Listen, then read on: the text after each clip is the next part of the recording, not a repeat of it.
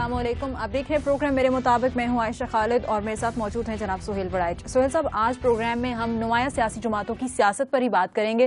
पहले जरा हुकूमती नुमाइंदा सियासी जमात पर आते हैं। मुस्लिम लीग नून के सरबराह नवाज शरीफ, क्या लगता है आपको, सियासत भी कर रहे हैं या सिर्फ हुकूमत के मामलात में, गवर्नेंस के मसाइल में उलझे हुए हैं? अभी 6-7 माह हुए हैं, मेरा ख्याल है गवर्नेंस के मामलात या हुकूमत के मामलात में उलझे हुए हैं, मीटिंगें कर रहे हैं बिजली के बारे में, और सियासत शायद उनकी अब इस वक्त तरजीह नहीं है। लेकिन सियासतदान हो और सियासी अहदाफ पर बात ना करे, ये भी नामुमकिन है। और ऐसे लगता है कि पिछले 6-7 माह में वो इस कोशिश में है कि सियासत को ज़रा ठंडा रखें, और ताकि कोई एजिटेशन, कोई ऐसी गर्मा गर्मी पैदा ना हो जिससे कि हुकूमत को ख़तरात हों। इसलिए वो सबको साथ लेकर चलने, इवन MQM के साथ, ANP के साथ, तहरीक इंसाफ के साथ भी वो ऐसी गर्मा गर्मी पैदा नहीं कर रहे कि जिससे हालात ख़राब हों। वो तो गर्मा गर्मी पैदा नहीं कर रहे, लेकिन बहरहाल अफवाहें जो हैं वो मौजूद हैं। तो क्या हुकूमत को ख़तरा नहीं है? तारीखें भी आपके सामने आ रही हैं। देखें, आप तो हर साजिशी कहानी जो है ना, उसको अहमियत देने लग पड़ती हैं। ये साजिशी कहानियाँ पिछले 5 साल भी हम तारीखें सुनते आए हैं, महीने सुनते आए हैं, एग्जैक्ट डेटें दी जाती थी कि इस दिन के बाद हुकूमत नहीं होगी। मुझे तो अभी कुछ ऐसा नज़र नहीं आ रहा। हाँ, एक ख़तरा मौजूद हो सकता था कि इमरान खान जिस तरह कह रहे थे कि मैं एजुटेशन करूँगा और दोबारा इलेक्शन की कॉल दूँगा, और आज मेरा गला भी बड़ा ख़राब है, तो उससे ख़तरा हो सकता था। लेकिन ऐसे लगता है कि इमरान खान भी आहिस्ता आहिस्ता जो एजिटेशन का सोच रहे थे वो उन्होंने अपना फ़ैसला मुलतवी कर दिया है, या शायद किसी और वक्त के लिए उठा रखा है। तो अब जब सियासत में कोई एजिटेशन नहीं करेगा, कोई एहतजाज नहीं करेगा, और भी कोई ऐसी रीज़न नहीं है फौरी तौर पर कि हुकूमत चली जाए, तो फिर ये साजिशी कहानियाँ विदाउट एविडेंस है, कोई इसमें हकीकत बिल्कुल नहीं है। ठीक है सुहेल साहब, मान लेते हैं हम कि एजिटेशन मौजूद नहीं है। नवाज शरीफ साहब के लिए हलीफ कौन है और हरीफ कौन है इस वक्त? ये भी बड़ी दिलचस्प बहस है, क्योंकि जब से नवाज शरीफ सियासत में आए थे उनका सियासी हदफ हमेशा पीपल्स पार्टी होती थी।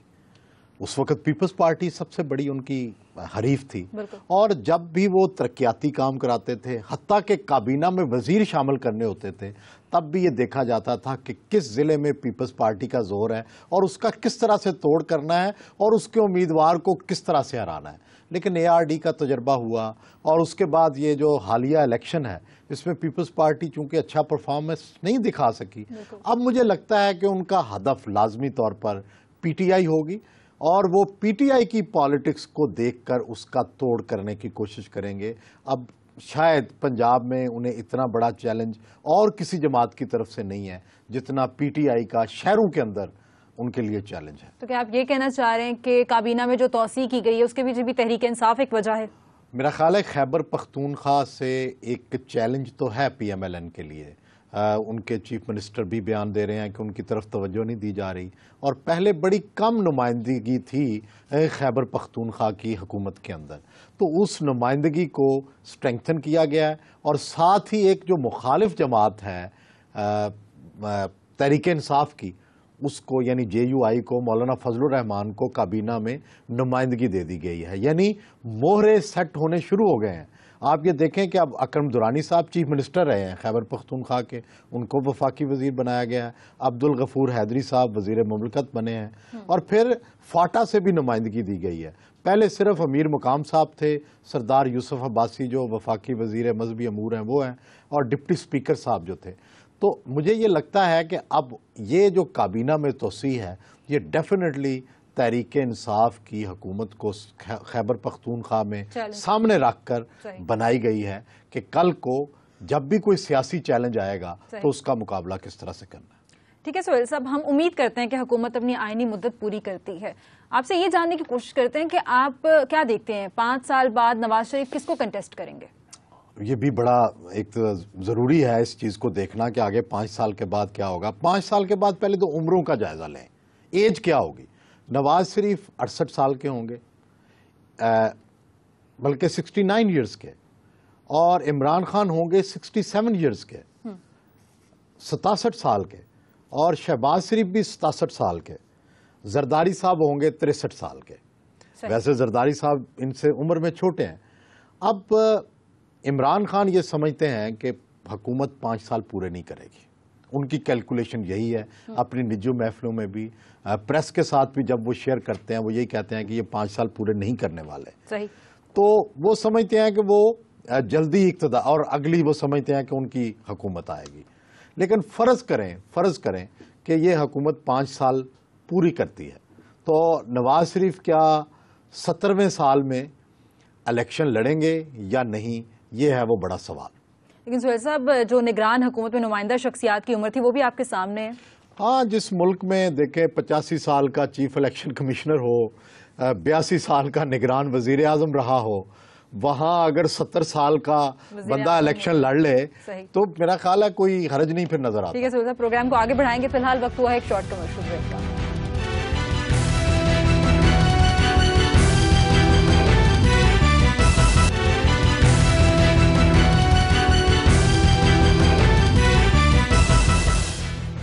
بریک سے واپسی پہ سہیل صاحب، جن نمائندہ سیاسی شخصیات کا آپ ذکر کر رہے ہیں، اگر ان کو ہی سامنے رکھا جائے تو اس کا مطلب ہے 5 سال بعد الیکشن بوڑھوں کے درمیان ہوگا.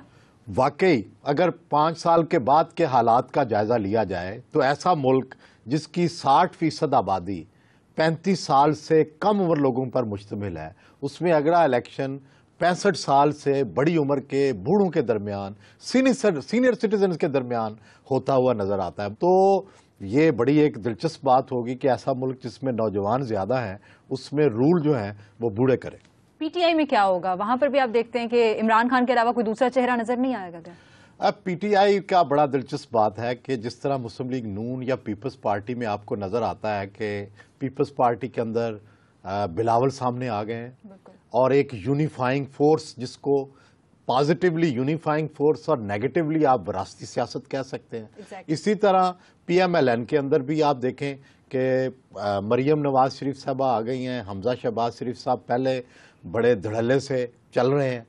تو پی ٹی آئی کے پاس ایسا کوئی پیڈ نہیں ہے، ایسی کوئی بیکنگ نہیں ہے.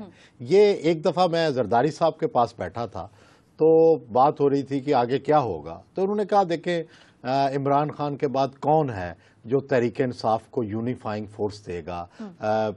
اس کے بچے تو پالیٹکس میں ہی نہیں ہیں اور نہ ان کے آنے کا چانس ہے.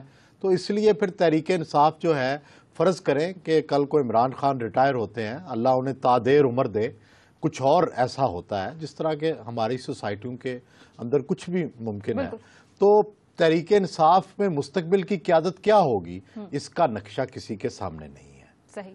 تو تیسری دنیا کے اندر آپ دیکھیں، چاہے آپ ساری دنیا اس کو کنڈیم ہی کرے، آپ دیکھیں راہل گاندھی کی مثال ہے، بندرا نائکے کی مثال ہے، حسینہ واجد کی مثال ہے، خالدہ ضیاء کی مثال ہے کہ لوگ جذباتی طور پر سیاسی جماعتوں سے زیادہ سیاسی شخصیتوں کے ساتھ وابستہ ہوتے ہیں. آج عمران خان تحریک انصاف چھوڑ کے تحریک عمران بنا لیں تو سارے ان کے فالوور اس میں چلے جائیں گے. تو اس لیے یہ ایک بہت بڑا سوال ہے.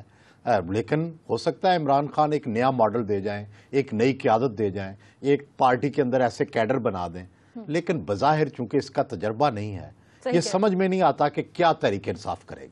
ٹھیک ہے. آپ نواز شریف صاحب کو تو اچھی طرح جانتے بھی ہیں، ملاقات بھی ہوتی رہتی ہے. بتائیے گا، آپ کو لگتا ہے پریڈکٹ کریں کہ وہ الیکشن خود لڑیں گے نیکسٹ الیکشن جو ہے؟ دیکھیں، چوتھی ٹرم لڑیں گے یا نہیں لڑیں گے، یہ ایک بڑا سوال ہے. نواز شریف کی شخصیت کو سمجھنے کے لیے ان کے اندر 2 بڑے سٹرانگ پہلو ہیں.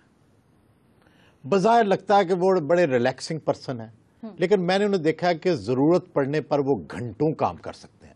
الیکشن سے پہلے وہ دن رات میٹنگیں کرتے تھے، جلسوں سے خطاب کرتے تھے. یہ سٹریک ان کے اندر موجود ہے، لیکن ضرورت پڑنے پر.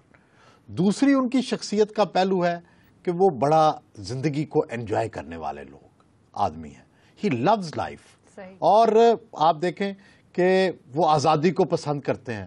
وہ لندن کی فضاؤں میں سیر کرنا، کافی لاٹے پینا، اور پھر بہاولپور کے صحراؤں میں رات گزارنا، یا پھر محمد رفیع کے گانے سننا، زندہ دلی، یہ بھی ان کے اندر سٹریک موجود ہے.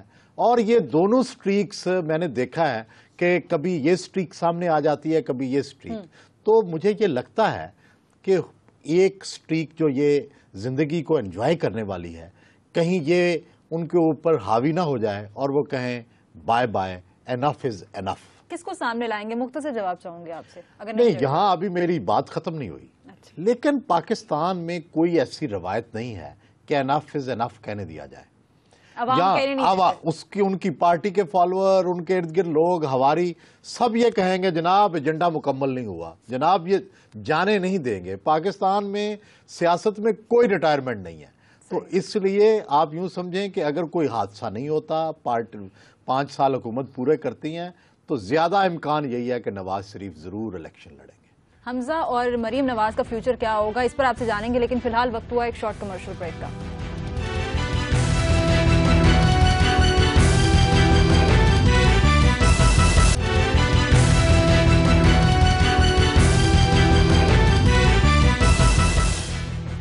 بریک سے واپسی پہ سہیل صاحب بتائے گا کیا مقصد ہے پھر حمزہ کو اور مریم نواز کو اتنی ذمہ داریاں دینے کا؟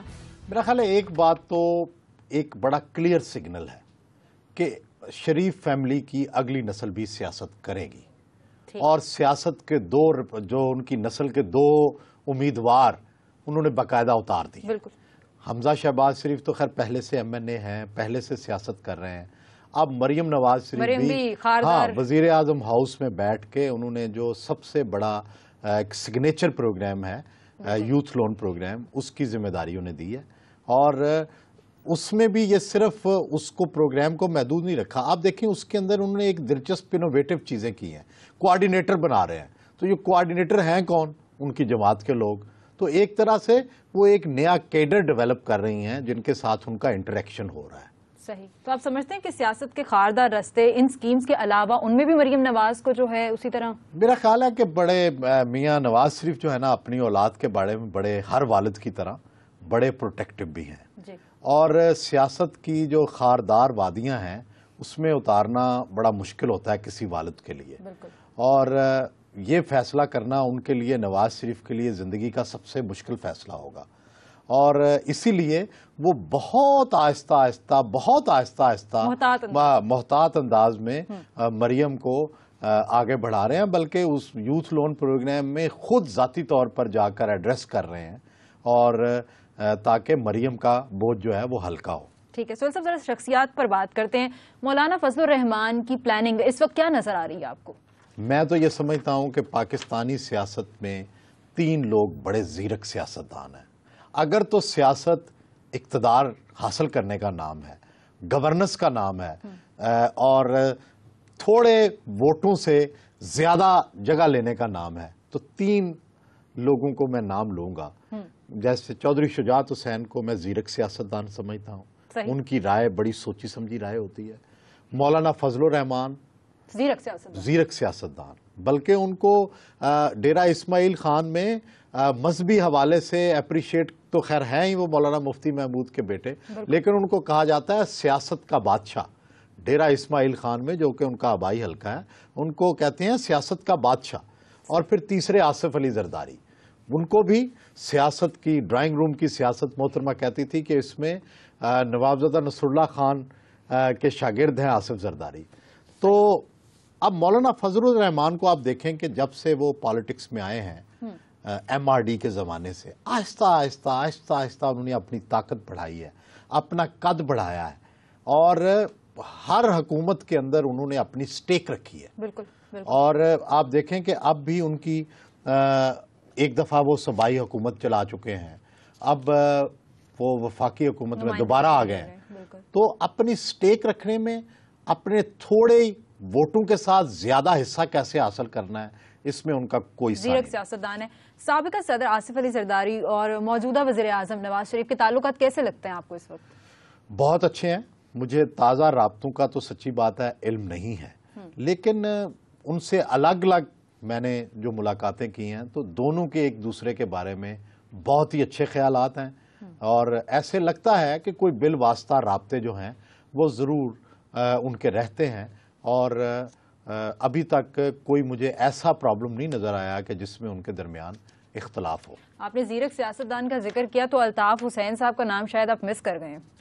الطاف حسین صاحب بھی بہت ہی سمجھدار اور انٹیلیجنٹ جینیس پالیٹیشین ہیں. ہمیں ان کی سیاست سے 100 اختلاف ہو، لیکن کس طرح سے انہوں نے پارٹی کو اکٹھا رکھا ہے، کس طرح سے ہر بار وہ الیکشن جیت جاتے ہیں.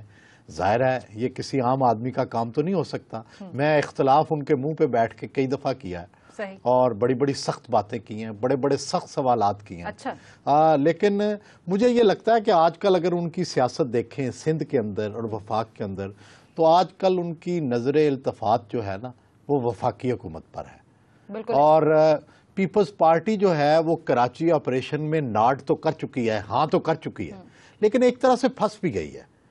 کہ پھنس اس طرح سے گئی ہے کہ کریڈٹ تو وفاقی حکومت کو جا رہا ہے اور جتنی گالیاں پڑ رہی ہیں وہ صوبائی حکومت کو پڑ رہی ہیں.